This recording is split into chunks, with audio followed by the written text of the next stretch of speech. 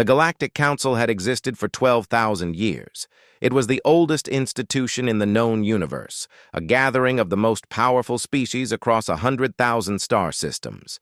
The great chamber on the station called Eternity's Heart could hold 10,000 representatives from over 600 different alien races. Crystal walls stretched upward for nearly a mile, catching the light of the twin stars that burned just beyond the transparent ceiling. Floating platforms carried diplomats from one section to another. Translation devices hummed constantly, turning thousands of languages into something everyone could understand. Ambassador Kethra of the Valori stood at her usual position near the center of the chamber. Her species had been founding members of the Council, and they took great pride in this fact. The Valori were tall beings with silver skin and 4 arms that ended in delicate fingers. Their eyes were completely black, and they communicated as much through subtle color changes in their skin as through words. Kethra had served as a senior diplomat for nearly 2 centuries, and she had seen many things. New species joining the Council, wars ending, peace treaties signed. But she had never seen anything like what was about to happen. The Council had been in session for 3 days, discussing the usual matters: trade disputes between the Karathi Collective and the Nhum Dominion, shipping lane rights through the Spiral Arm, the ongoing situation with the Silence, those ancient mechanical beings who had gone quiet 500 years ago and had only recently begun moving again. These were important matters, but they were ordinary. The Council had dealt with such things for thousands of years. Then the emergency signal came. Every screen in the chamber lit up at once, every communication device activated. The great warning tone that had only sounded 17 times in 12,000 years echoed through the crystal walls. Representatives stopped their conversations. Floating platforms halted in midair. 10,000 aliens looked up at the massive display that materialized in the center of the chamber. High Counselor Brental, a member of the ancient Urathi species, rose from his seat at the highest point of the chamber. The Urathi were among the oldest races in the galaxy. They had helped build the Council before most other species had achieved space travel. Brental was over 1,000 years old. His body kept alive by technology that most species could not understand. His voice, when he spoke, carried the weight of those centuries. "What is happening?" he demanded. His words were translated instantly into 600 languages. The display showed a sector of space near the edge of Council territory. It was a region that had been marked off for the past 300 years, placed under strict quarantine. The quarantine zone surrounded a single solar system containing a single inhabited planet, a planet called Earth, a species called humanity. 300 years ago, the Council had discovered this species. They were primitive by galactic standards, having only recently achieved nuclear technology. Their planet was divided into competing nations that regularly fought each other. They were violent, unpredictable, and dangerous. The Council had debated for 50 years about what to do with them. Some species wanted to make contact and guide humanity toward civilization. Others wanted to eliminate them before they became a threat. In the end, the Council had chosen a third option. They placed the entire system under quarantine and decided to wait. They would observe humanity from a distance and make a decision when the species had matured enough to be evaluated. Every few decades, the Council sent observation probes to check on humanity's progress. The reports were always the same. The humans continued to fight each other. They created terrible weapons. They damaged their own planet. They showed no signs of the unity that the Council required from species seeking membership, so the quarantine remained in place, and humanity remained alone, unaware that they were being watched. But now something had changed. The display showed the quarantine zone, and it showed something that should have been impossible. Ships were leaving the zone, not observation probes, not small vessels that might have slipped through by accident. Hundreds of ships, thousands of ships. They were moving in perfect formation, heading directly toward Council space. "How is this possible?" asked Representative Mora of the Geel Imperium. The Geel were a warrior species, respected throughout the galaxy for their military strength. Mora had served in 3 wars and had commanded fleets of hundreds of vessels, but even she looked troubled by what she was seeing. They were primitive. They had barely reached their own moon. How do they have a fleet like this? No one had an answer. The Council's fastest courier ships were sent to investigate. They reported back within hours, and what they described made the entire Council fall silent. The human fleet was real.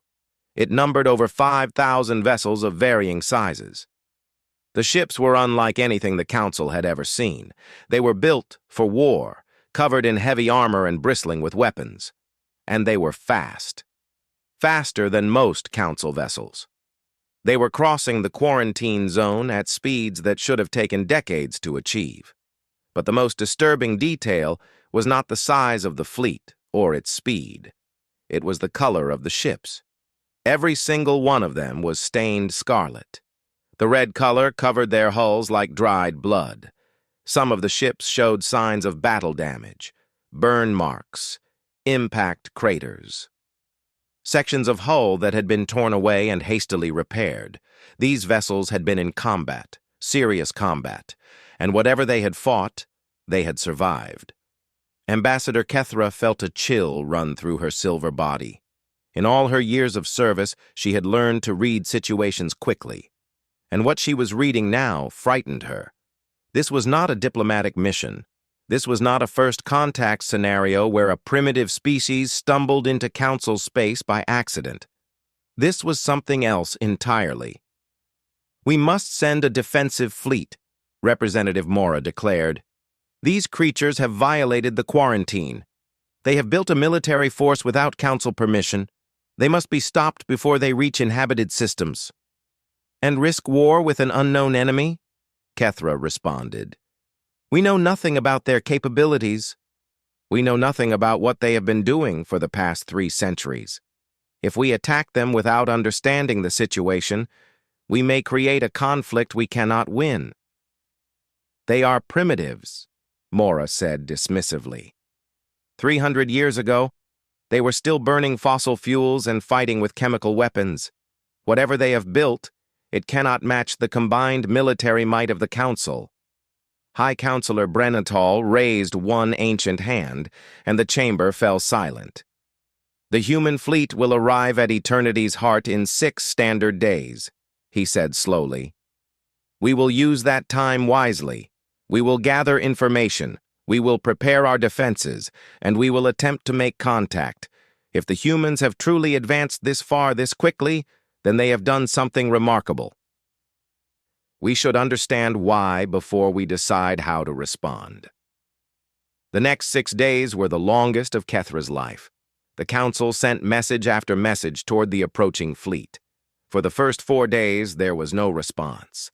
The human ships continued their journey in perfect silence, their formation never breaking, their speed never changing. Observation probes sent to examine the fleet were not destroyed, but they were not welcomed either. The probes reported what they could see. The scarlet staining on the hulls appeared to be some kind of organic material, though its exact composition could not be determined. The ships were heavily armed with weapons that did not match any known technology, and the crews were alive. Thousands of humans packed into those battle-scarred vessels, all heading toward the heart of galactic civilization. On the 5th day, the humans finally responded. The message was simple. It was transmitted in every major galactic language, which meant the humans had somehow obtained translation databases. It said only this: "We are coming to speak. We mean you no harm, but we will not be stopped." Representative Mora was outraged. "This is a threat," she declared in the Council chamber. "They are telling us that they will fight if we try to turn them away.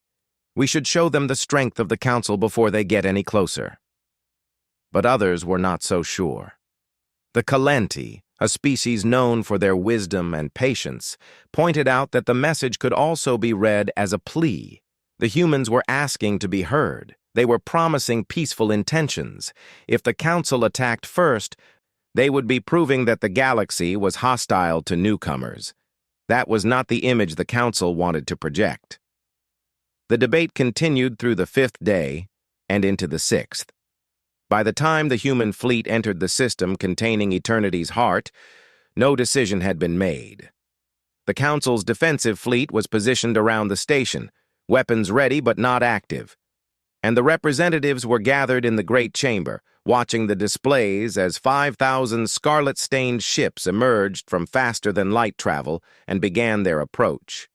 Kethra watched the fleet through the crystal walls of the chamber. She could see them now with her own eyes, not just on displays. The ships were arranged in a formation that reminded her of ancient Valori burial processions, a formation of mourning, a formation of loss.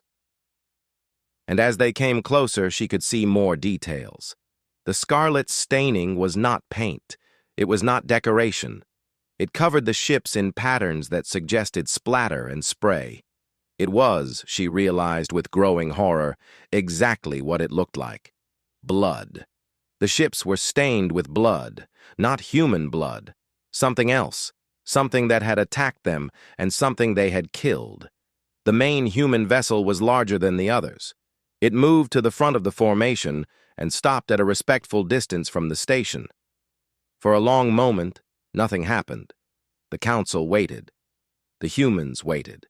The entire galaxy seemed to hold its breath. Then a shuttle detached from the main vessel.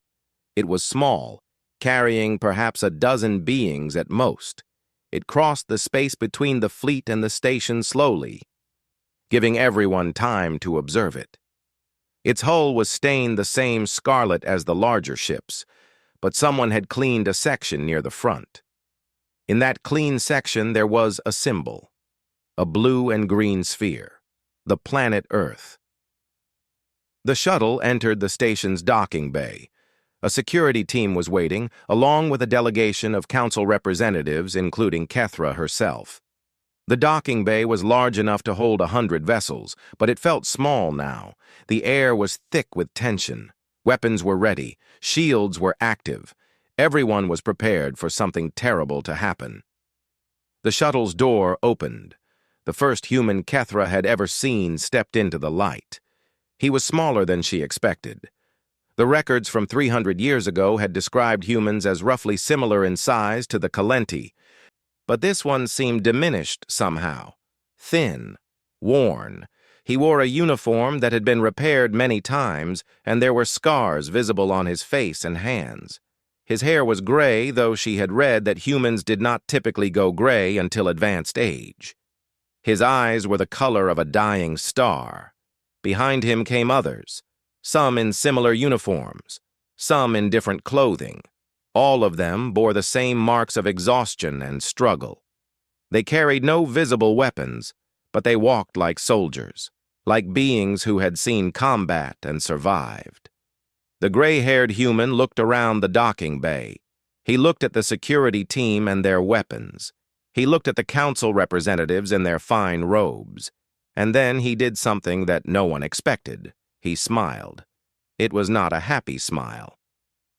It was the smile of someone who had carried a heavy burden for a very long time and was finally approaching the end of their journey. It was the smile of someone who had lost much but had never stopped fighting. It was a smile that contained both sorrow and hope in equal measure. "My name is Admiral Chen Wei," he said. His voice was rough, as if he had spent years giving orders over the sound of battle. "I speak for the survivors of Earth. We have come a very long way to find you, and we have a story to tell you, a story about what happened to us, a story about why we are here, and a story about what is coming for all of us." He paused, looking at each representative in turn. When his eyes met Kethra's, she felt something she had not felt in centuries. Fear, not fear of this human, fear of what he might say. 300 years ago, Admiral Chen continued, you put a wall around our home and left us alone. You thought we were too dangerous, too primitive, too violent. You were not wrong.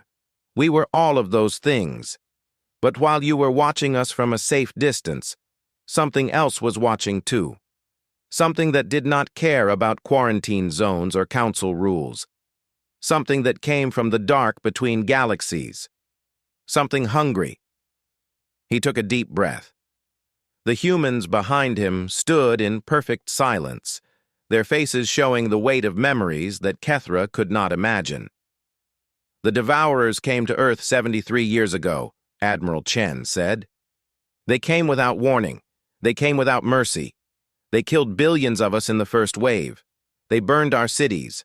They poisoned our oceans. They hunted us like animals. And no one came to help us. No one even knew we were dying. His voice hardened. But we did not die. We fought. We fought with everything we had. We fought with weapons you would call primitive and weapons we invented out of desperation. We fought in the ruins of our civilization and in the depths of our own planet. We fought for 73 years without rest, without hope, without any reason to believe we could win. And in the end, we did not just survive, we won. He gestured toward the viewports, toward the fleet of Scarlet-Stained ships waiting in the void. Those ships are stained with the blood of the Devourers.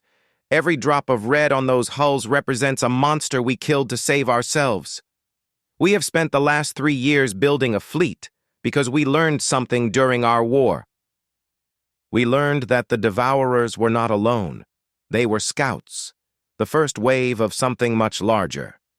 Admiral Chen looked at the council representatives, and his smile faded. We did not come here to join your council. We did not come here to ask for membership or recognition or anything else you might offer. We came here to warn you. The Devourers we fought were just the beginning. The main force is coming. It will reach this part of the galaxy in less than 50 years. And when it arrives, it will do to you what it tried to do to us. He stepped forward, and the security team tensed, but he made no hostile move. He simply stood there, a small figure in a repaired uniform, speaking to representatives of 600 species who had considered his kind too dangerous to contact. We came here covered in blood because we wanted you to see what we have done. We wanted you to understand what we have survived. We wanted you to know that when the darkness comes, humanity will stand and fight. The question is whether you will stand with us. The silence in the docking bay was absolute. 10,000 years of galactic history had not prepared anyone for this moment. A species they had dismissed as violent primitives had faced an enemy from beyond the galaxy and won. And now that species was offering to help defend the civilization that had abandoned them. Kethra found her voice first. The Devourers, she said carefully. We have records of that name, ancient records, from before the Council existed. They were considered a myth, a story to frighten young ones. Admiral Chen nodded slowly. They were real. They are real, and they are coming. You can believe us or not, you can welcome us or try to destroy us, but either way, we will fight when they arrive. We have already paid a price that no species should have to pay. We will not pay it again, and we will not let anyone else pay it if we can help it. He turned back toward his shuttle, then paused at the threshold. The Council has 6 days to decide how to respond to our presence. In 6 days, I will address your full assembly. I will tell you everything we know about the Devourers. I will show you everything we have learned about fighting them, and then you can make your choice. He looked back one more time. We came from the quarantine zone you built around us. We came through the silence you left us in. We came covered in the blood of our enemies. And we came to offer you something you never offered us, a chance to survive. The shuttle door closed. The vessel lifted off and returned to the human fleet, and Ambassador Kethra stood in the docking bay, feeling the weight of history pressing down on her shoulders. In 6 days, everything the Council believed about the galaxy would change. She could feel it in her bones. The 6 days that followed the human arrival were unlike anything the Galactic Council had experienced in its long history. Diplomatic channels that had been quiet for centuries suddenly burned with activity. Species that had not spoken to each other in generations found themselves engaged in urgent discussions.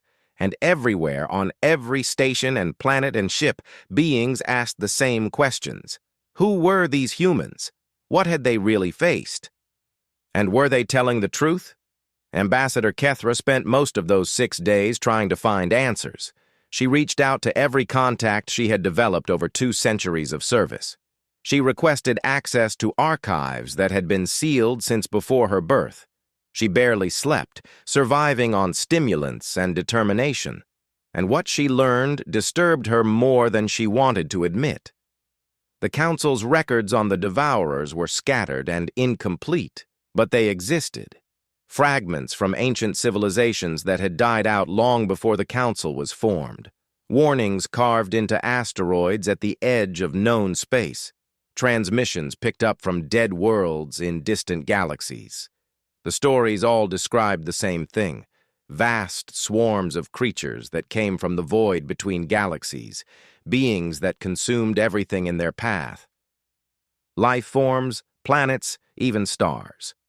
They were not conquerors seeking territory or resources. They were simply hungry, endlessly, impossibly hungry. The Council had dismissed these records as mythology, the product of primitive minds trying to explain natural disasters. But now, Kethra was not so sure. The humans had faced something terrible.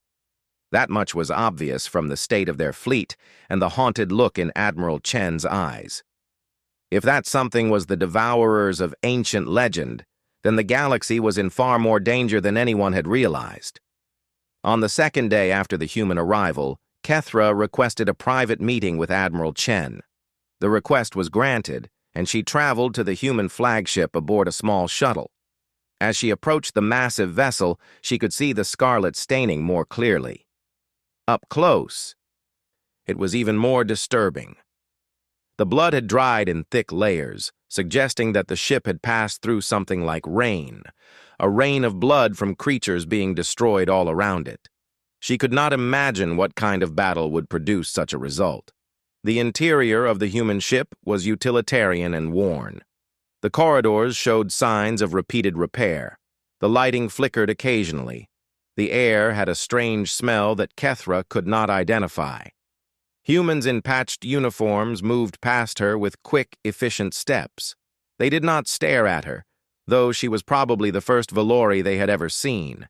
They had more important things to worry about.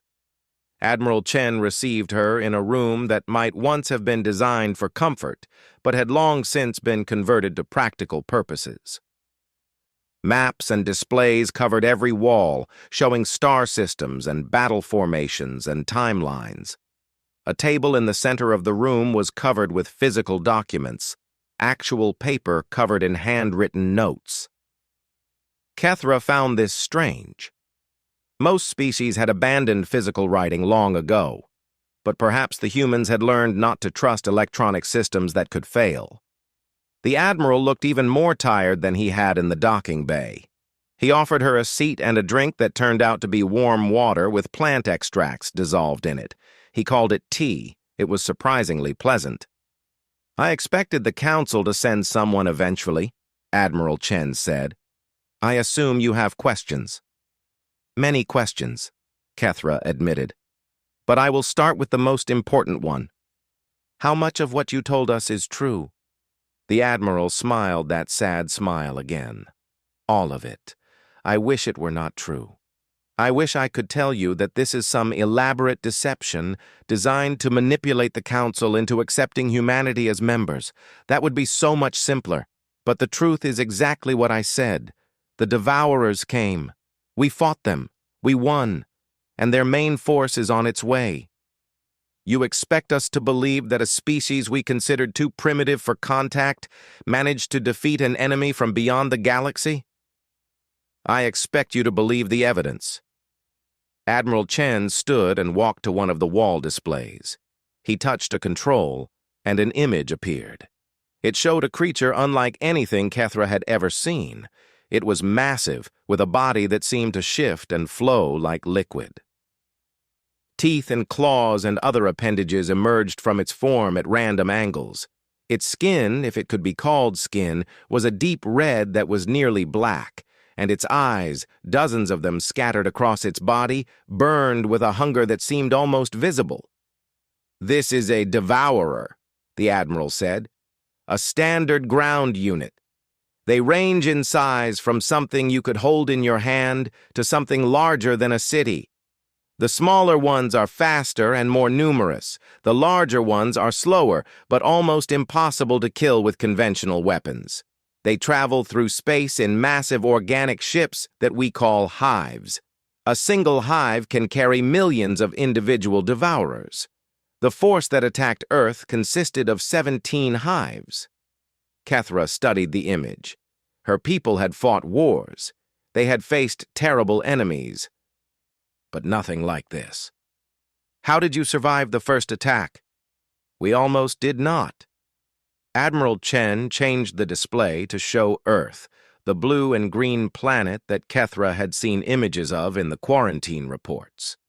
But this image was different. Large sections of the planet were scorched black. Oceans were gray instead of blue. Clouds of smoke and ash obscured entire continents. This is what Earth looked like after the first month of the invasion. The Devourers landed in force on every major landmass. They targeted our population centers first, because that is where the food was. Yes, I said food. To the Devourers, we were nothing but prey. His voice was steady, but Kethra could see the pain behind his eyes. We lost 4 billion people in that first month. 4 billion. That was more than half of our entire species. Every major city was destroyed. Every government collapsed.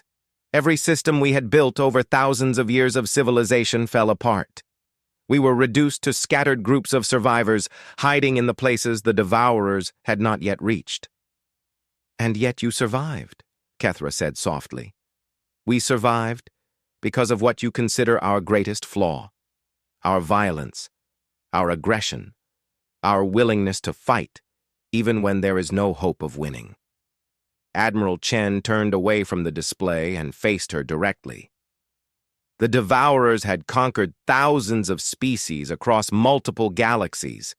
They were accustomed to prey that ran or surrendered or simply gave up when the situation became hopeless. They were not prepared for a species that would keep fighting no matter what. They were not prepared for humans. He told her the story of those first terrible years, how the survivors had organized into resistance groups, how they had learned to fight the Devourers through trial and error, losing thousands of lives for every piece of useful information, how they had discovered that the creatures could be killed, though it required weapons and tactics that no one had ever needed before, how they had slowly, painfully, impossibly begun to push back. "We learned that fire was effective against the smaller ones," the Admiral explained. "Their organic structures burned easily once you could breach their outer layer. We developed weapons that could create heat beyond anything we had used in our previous wars. We burned them by the millions, but for every one we killed, 10 more seemed to appear. We learned that the larger ones had weak points in their sensory organs, the eyes. We developed targeting systems that could hit those eyes from great distances. We blinded them and then destroyed them piece by piece. It was slow and costly, but it worked. We learned that the hives in orbit were directing the ground forces. They were connected somehow through a system we still do not fully understand. If we could damage the hives, the ground forces became disorganized. So we built ships. In the ruins of our cities, in underground factories, in any place we could hide from devourer patrols, we built ships. Not elegant vessels like yours. Crude things. Weapons platforms that could barely fly. But they could reach orbit, and they could fight." The Admiral paused, and when he spoke again, his voice was heavy with memory. "The first orbital battle was a massacre. We sent 300 ships against a single hive. 287 of them were destroyed. But the 13 survivors managed to damage the hive enough to disrupt its control over the ground forces. For 2 weeks, The devourers in that region were confused and vulnerable. We used those 2 weeks to evacuate millions of people to safer areas. It was worth the cost. You measure success in such terms? Kethra asked. 287 ships destroyed for 2 weeks of confusion? When you are fighting for survival, you measure success in any way you can. We were not trying to win a war. We were trying to not go extinct. Every day that humanity continued to exist was a victory. The story continued. Years of grinding warfare. Advances and setbacks. New weapons developed and new tactics created. The human population continued to decline as the devourers adapted to each new strategy. But the devourers were declining too. Slowly, painfully slowly, but declining. The turning point came in year 47, Admiral Chen said. We had managed to capture a small devourer alive. It took us 3 years to find a way to communicate with it. They do not think like we do. They do not have language in any way we understand, but eventually we found a way to extract information from its mind, and what we learned changed everything. He changed the display again. This time it showed a star map. Kethra recognized the general layout of the galaxy, but there were markings on it that she did not understand. Lines and circles and symbols that seemed to represent movement patterns. The devourers have been traveling between galaxies for millions of years, the Admiral explained. They move in cycles. First, a small force is sent ahead to locate suitable prey. That force begins consuming the local life forms to reproduce and grow. When it reaches a certain size, it sends a signal back to the main swarm. The main swarm then follows, consuming everything in its path. Once a galaxy is empty, they move on to the next one. And Earth was targeted by this advance force? Yes. The 17 hives that attacked us were scouts. Their purpose was to evaluate humanity as a food source and begin the initial harvest. If they had succeeded, they would have called the main swarm, but they did not succeed. We destroyed them. Admiral Chen touched the display and it changed to show a battle in space. Ships that Kethra now recognized as human vessels were engaged with massive organic structures that must have been the hives. The battle was chaotic and violent. Ships were being destroyed on both sides. Explosions lit up the void, and everywhere that distinctive scarlet spray as devourer flesh was torn apart. This was the final battle. Year 70. We had spent 23 years building a fleet large enough to challenge all 17 hives simultaneously. We had developed weapons specifically designed to target the weaknesses we had discovered. We had trained pilots and crews who had grown up fighting this enemy and knew nothing else, and we threw everything we had at them in one coordinated attack. The battle lasted for 3 days. We lost over 2,000 ships. Nearly 800,000 people died in those 3 days alone. But when it was over, all 17 hives were destroyed. Every single devourer in our system was dead. For the first time in 73 years, humanity was safe. Kethra sat in silence, processing what she had heard. The scale of the conflict was almost beyond comprehension. The losses were staggering, and yet the humans had won. A species that had been burning fossil fuels 3 centuries ago had defeated an enemy that had destroyed civilizations across multiple galaxies. "Why are you telling me this?" she asked finally. "You could have presented this information to the full council. Why share it with me privately first?" Admiral Chen sat down across from her. He looked old and tired, but his eyes were sharp. "Because I need allies in the council. I need people who understand what we have been through and what is coming. The council will debate and argue and form committees. That is what councils do. But time is not on our side. The main devourer swarm is coming, and it is far larger than anything humanity has faced." "How large?" "Our best estimates suggest at least 10,000 hives, possibly more. Against that force, our fleet of 5,000 ships would be destroyed in hours. Against that force, The entire military strength of the Galactic Council might not be enough. We need to prepare. We need to build. We need to work together. And we need to do it now." He leaned forward, his expression intense. "Ambassador Kethra, I am not asking the Council to forgive us for being violent. I am not asking them to welcome us as friends. I am asking them to recognize that we face a common enemy, an enemy that will not negotiate, will not show mercy, will not stop until everything in this galaxy is consumed. Against such an enemy, old prejudices and old fears mean nothing." Kethra thought about her people. The Valori had been part of the Council for 12,000 years. They had helped build the peace that the galaxy currently enjoyed. They had prided themselves on being above the violent tendencies of younger species. But they had never faced anything like the Devourers. They had never been tested the way humanity had been tested. "What do you need from me?" she asked. "I need you to listen to my address to the Council with an open mind. I need you to help others understand that we are not a threat to them. We are potential allies in a fight that will determine the fate of every living thing in this galaxy. I need you to be a bridge between humanity and the Council. Can you do that?"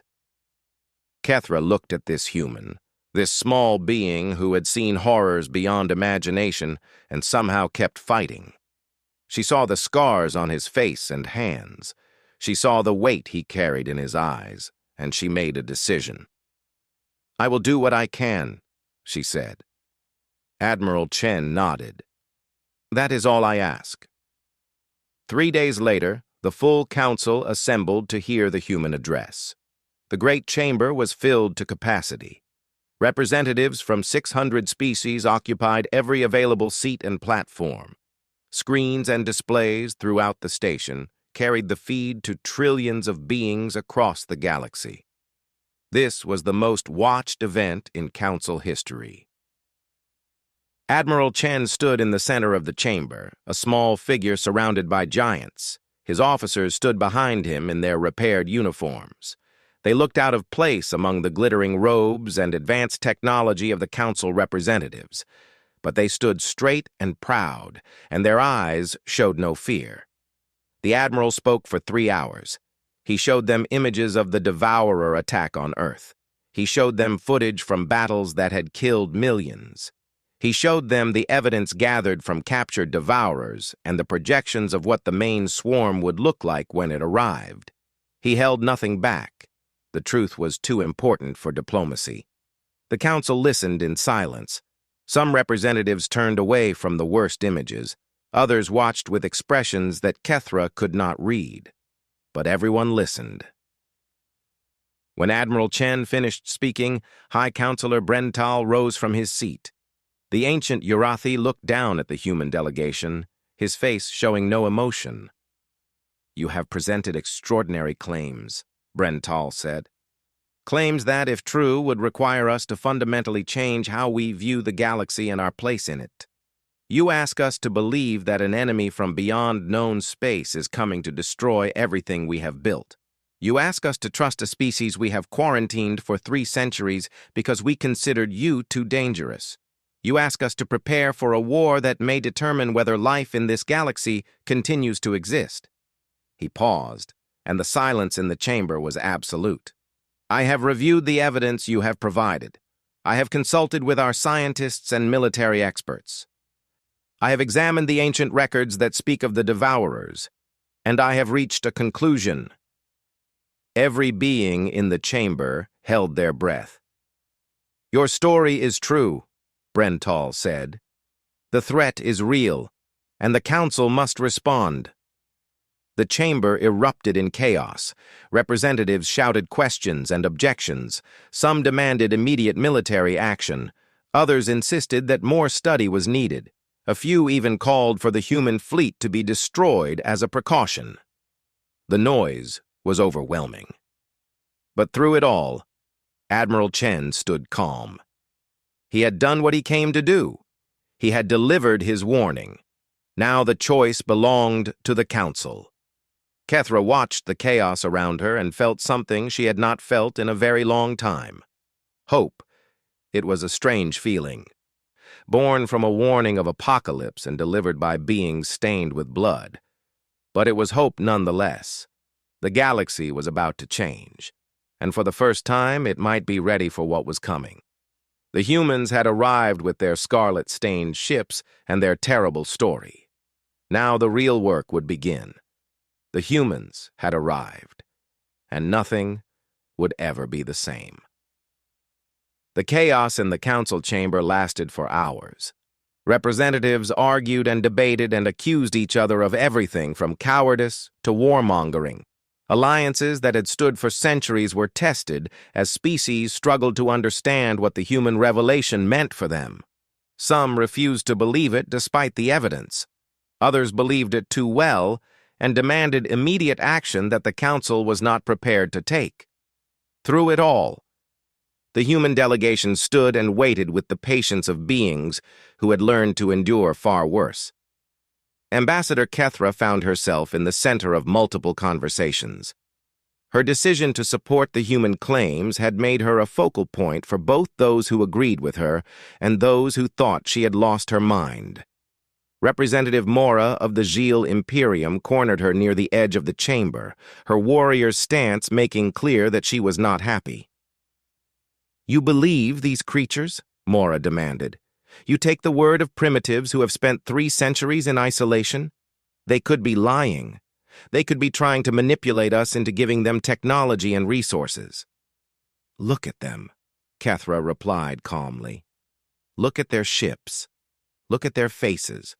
Those are not the faces of beings who are lying. Those are the faces of beings who have seen something terrible and survived. I have studied deception for 200 years. This is not deception. This is truth.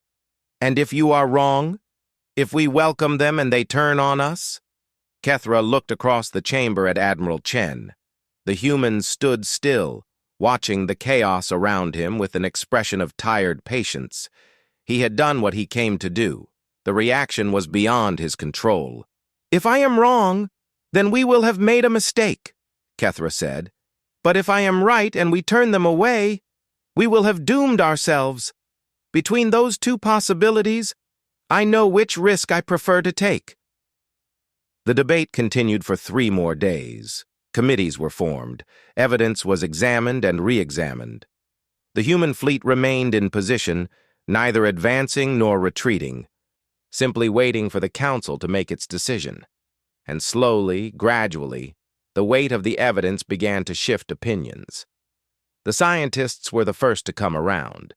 The biological samples from the destroyed devourers matched nothing in any galactic database. The organic technology of the captured hive fragments was unlike anything any known species had ever developed. The weapons the humans had created specifically for fighting this enemy used principles that council scientists had never considered. Either the humans had somehow fabricated an impossibly elaborate deception, or they were telling the truth. The military experts followed the scientists. Representative Mora herself spent 2 days aboard the human flagship, examining their weapons and speaking with their officers. She returned to the council chamber with a changed perspective. "These are warriors," she declared. "Real warriors, not soldiers who fight because they are ordered to, not mercenaries who fight for payment. They fight because they have no other choice, because their enemy gave them no choice. I have seen the scars on their bodies and the shadows in their eyes. I have seen how they train and how they prepare. These are not beings who would invent a lie this elaborate. These are beings who have stared into the void and refused to die." Her endorsement carried weight. The Gil were respected throughout the galaxy for their military judgment. If Mora said the humans were genuine, many species were inclined to believe her. On the 7th day after Admiral Chen's address, High Counselor Brennatal called for a formal vote. The question was simple. Would the Council accept the human fleet as legitimate representatives of their species and begin formal discussions about alliance against the Devourer threat? The vote was not unanimous. 43 species refused to support any interaction with humanity. They cited the original quarantine decision, argued that humans were too dangerous to trust, and insisted that the Council could handle any threat without outside help. But 43 species out of 600 was a small minority. The rest voted yes. Ambassador Kethra was present when the news was delivered to Admiral Chen. She had expected some kind of celebration, or at least relief. Instead, the Admiral simply nodded and said, "Good, now the work begins." That night, Kethra sat with the human delegation in a section of Eternity's heart that had been cleared for their use. The Council had provided comfortable quarters, but the humans had declined them. They preferred to sleep near each other, in a common space where they could see and hear their comrades. It was, she realized, a habit born from years of war. In a universe where danger could come at any moment, solitude was a luxury they had learned not to trust. Admiral Chen sat in a corner, studying data on a portable display. Around him, his officers were scattered in small groups, talking quietly or simply resting. They looked less tense than they had in the council chamber, but not relaxed. Kethra doubted they remembered how to relax. "You are not celebrating," she observed, sitting down across from the Admiral. "Celebrating what?" he replied without looking up. "We have achieved the first step. The Council has agreed to talk. But talking is not preparing. Talking is not building. Talking is not training. We have 47 years until the main swarm arrives. That sounds like a long time, but it is not. Not for what we need to accomplish." "What do you need to accomplish?" Now he looked up. His eyes were intense, calculating. "The fleet I brought here represents everything humanity has. 5,000 ships, 2 million crew members, all that remains of the military force that won our war.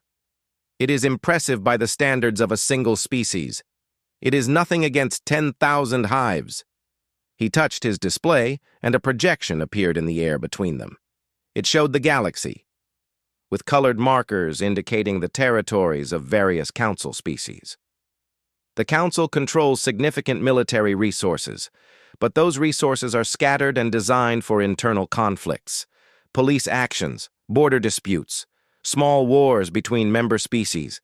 They are not prepared for an enemy that will not negotiate, will not surrender, will not stop until everything is consumed. What do you suggest? Everything needs to change. The Admiral's voice was firm. Shipyards need to be converted to military production. Training programs need to be established. Research needs to be shared across species. We need to develop new weapons, new tactics, new strategies. We need to take 600 separate military forces and turn them into one unified fighting force. And we need to do it in less than 50 years. Kethra considered the scale of what he was describing. The Council had never undertaken anything so ambitious. The political challenges alone would be enormous. Species that had competed for thousands of years would need to cooperate. Resources that had always been hoarded would need to be shared. Trust would need to be built between beings who had never trusted anyone outside their own kind. "You ask for a miracle," she said. "I ask for survival." Admiral Chen put down his display and leaned forward. "The Devourers do not care about politics. They do not care about history. They do not care about the careful balance of power that the Council has maintained for 12,000 years. They will come, and they will destroy everything in their path unless we stop them. The question is whether we will be ready." "You speak as if you have done this before." "I have." His smile was bitter. When the Devourers first attacked Earth, humanity was divided into hundreds of nations that could barely agree on anything. We had spent our entire history fighting each other. We had weapons designed to destroy our own cities. We had hatred that ran so deep it seemed impossible to overcome. He paused, remembering. The attack changed everything. Suddenly, our old conflicts did not matter. Our old borders did not matter. Our old grievances did not matter. The only thing that mattered was survival. We came together because we had no choice. We worked together because the alternative was extinction. And we discovered something amazing. When humans stop fighting each other and start fighting a common enemy, we are capable of extraordinary things. You believe the Council can do the same? I believe it must. The Devourers will not wait for us to resolve our differences. They will not give us time to debate and discuss and form committees. They will come, and they will be hungry, and they will not stop until they have consumed everything. The Council can choose to prepare, or the Council can choose to die. Those are the only options. The following weeks saw the beginning of a transformation that would reshape galactic civilization. The Council established a special committee called the Defense Coordination Authority with representatives from every willing species. Ambassador Kethra was appointed as one of its senior members, along with Representative Mora and several other respected figures. Admiral Chen was given an advisory position that quickly became much more than advisory as the committee realized that the humans had knowledge and experience that no other species possessed. The first meetings were difficult. Species that had been rivals for centuries struggled to work together. Technical experts from different backgrounds argued over approaches and priorities. Military leaders accustomed to commanding their own forces chafed at the idea of taking orders from anyone else. Progress was slow, frustrating, and frequently interrupted by disputes that threatened to derail everything. But progress happened nonetheless. The humans shared everything they had learned about fighting the Devourers. Weaknesses that had cost millions of human lives to discover were now available to every species in the Council. Weapons designs that humanity had developed through desperate experimentation were adapted for use by different races. Training programs based on hard-won experience were established across the galaxy. The first new shipyard was completed 6 months after the Council vote.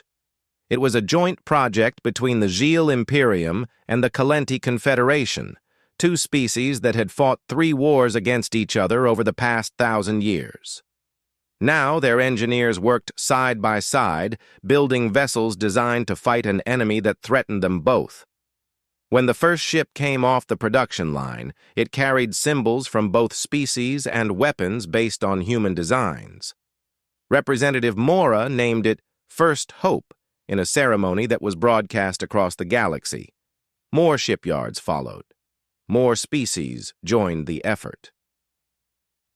The 43 who had voted against accepting humanity were slowly persuaded to participate as the evidence of the threat became impossible to ignore. Old enemies became reluctant partners, then genuine allies as the scale of the challenge before them became clear. The galaxy was changing, forced to evolve by the pressure of an approaching threat that cared nothing for its internal divisions. Admiral Chen worked himself to exhaustion and beyond. He traveled constantly, meeting with leaders and scientists and military commanders from hundreds of species. He answered the same questions thousands of times. He shared memories that still gave him nightmares. He pushed himself past any reasonable limit because he understood that every day counted. Every ship built was a life that might be saved. Every soldier trained was another defender for the galaxy. Kethra watched him carefully as the months turned into years. She had become something like a friend to the human admiral, though neither of them used that word. They were too old and too worn for such simple descriptions. But they understood each other. They shared a commitment to the survival of everything they had known. "You will not live to see the battle," she observed one evening, after a particularly difficult meeting with representatives who still doubted the human claims. "Your species has short lifespans. You will be dead long before the Devourers arrive." Admiral Chen smiled, and for once it was not a sad smile. "I know. I accepted that fact a long time ago. The war I fought ended my chances for a normal life. My body is damaged beyond repair. I have perhaps 5 years left if I am fortunate." Then why do you work so hard? Why push yourself to destruction for a battle you will never see? The Admiral was silent for a moment, looking out at the stars through a viewing window. The lights of ships coming and going from eternity's heart flickered in the darkness. Somewhere out there, shipyards were building, scientists were researching, soldiers were training, the galaxy was preparing. "Do you know what kept us fighting during the darkest years of the war?" he asked finally. "It was not hope. Hope died early. It was not courage. Courage only takes you so far. It was not even hatred of the enemy, though we had plenty of that." He turned to face her. "It was the idea that our sacrifice might mean something. Every human who died in that war died believing that their death might help someone else live. Parents died so their children might survive. Soldiers died so civilians might escape. Scientists died testing weapons that might save the species. We fought for the future, even when we knew we would not see it. I will not live to see the battle with the main devourer swarm, but the work I do now might help the beings who will fight that battle. The knowledge I share might save lives I will never know. The ships being built because of our warning might protect worlds I will never visit. That is enough for me. That has always been enough for humans." Kethra thought about her own species. The Valori lived for centuries. They had time to consider their actions, to weigh consequences, to plan for futures they would personally experience. Perhaps that made them wiser in some ways, but it also made them cautious. It made them reluctant to sacrifice for goals they might not achieve. The humans were different. Their short lives had taught them a different kind of wisdom. They understood that progress often required sacrifice from those who would not benefit from it. They understood that the value of a life was not measured by its length but by its impact. They understood that sometimes the most important thing you could do was prepare the way for those who came after you. "Your species is remarkable," she said quietly. "Our species is flawed," Admiral Chen replied. "We are violent and aggressive and often foolish. We fight each other over trivial things and ignore important problems until they become disasters. We make the same mistakes over and over again because we are too proud to learn from our history." He smiled again, and this time there was something almost warm in it. "But when something threatens us, when something genuinely endangers our survival, we become something else. Something that has surprised every enemy we have ever faced. We become united. We become focused. We become the scariest thing in the galaxy." And the Devourers learned that lesson. They learned it the hard way. 17 hives, 73 years of war, billions of lives lost on both sides. And in the end, humanity was still standing, covered in their blood and ready for more. He turned back to the window, to the stars and the darkness beyond them. "The main swarm is bigger, much bigger. They have destroyed civilizations far more advanced than ours. But they have never faced a galaxy that was prepared for them. They have never faced 600 species working together with knowledge of how to hurt them. They are coming, and they think they know what to expect. They are wrong." Outside the window, a fleet of newly built warships was forming up for training exercises. They came from a dozen different species, built in shipyards across the galaxy, crewed by beings who had never worked together before now. They were not yet ready to face the Devourers, but they would be. In time, with effort, with sacrifice. The humans had arrived at the Galactic Council with Scarlet-Stained ships and a terrible warning. They had come not as conquerors or supplicants, but as survivors bearing knowledge that might save everything. They had forced the Council to change, to grow, to prepare for something that had been coming long before anyone knew to fear it. Ambassador Kethra stood beside Admiral Chen and watched the fleet train. Somewhere in the void between galaxies, the Devourers were moving toward them. They had destroyed countless civilizations before. They expected to destroy many more. They did not know that this time would be different. They did not know that their advance force had been stopped by a species they had dismissed as merely food. They did not know that their arrival had united a galaxy that had never been truly united before.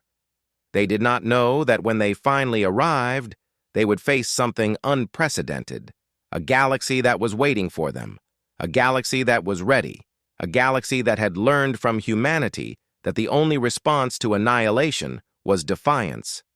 The only answer to extinction was to fight with everything you had and refuse to surrender no matter the odds. The Devourers were coming, but this time, the light would not go quietly into that darkness. This time, the prey had become predators. This time, humanity had shown the galaxy how to bite back. And when the final battle came, when the sky burned with 10,000 hives and the fate of every living thing hung in the balance, the children and grandchildren of everyone watching those training ships would remember this moment. They would remember the day the Scarlet-Stained fleet arrived. They would remember the warning that came just in time. And they would fight, because that was what you did when your survival was at stake. You fought, you bled, you refused to die. That was what the humans had taught them. That was what the galaxy had learned. And that was what the Devourers would discover when they arrived expecting easy prey and found instead a universe full of beings who had decided that they would rather die fighting than live on their knees. The stars waited. The darkness approached, and the galaxy prepared. This was what humanity had brought with them on their Scarlet-Stained ships. Not just a warning, not just weapons and tactics and knowledge. They had brought something far more valuable. They had brought the one thing the Devourers had never faced before: hope.